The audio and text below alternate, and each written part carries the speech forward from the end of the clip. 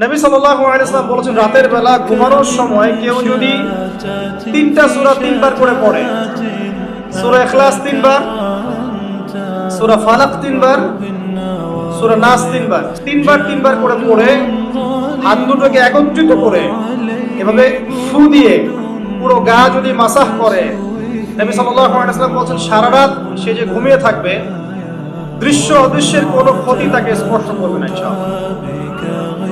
এই আমলটা কি করতে পারি না? আল্লাহ তৌফিক দান করুন। আরেকটা সূরা সম্পর্কে নবীজি বলেছেন, রাতের বেলা কেউ যদি ঘুমানোর সময় পড়ে বিছানায় গিয়ে, আল্লাহ রাব্বুল আলামিন তাকে শিরকের পাপ থেকে বাঁচিয়ে রাখবে ইনশাআল্লাহ আযজা ওয়া জাল্লা। শিরকের পাপ কি? আল্লাহর সাথে অংশীদার করা, যেই পাপের কারণে প্রতি 1099 জন মানুষ জাহান্নামে যাবে। এটা কোন সূরা আগে বলে নেই, এই সূরার নাম হচ্ছে সূরাতুল কাফিরুন। কুল ইয়া আইয়ুহাল কাফিরুন লা আ'বুদু মা তা'বুদুন। এই সূরাটা যে ব্যক্তি রাতের বেলা বিছানায় গিয়ে পড়বে, আল্লাহ রাব্বুল আলামিন তাকে শিরকের পাপ থেকে নিজেই বাঁচিয়ে রাখবেন ইনশাআল্লাহ।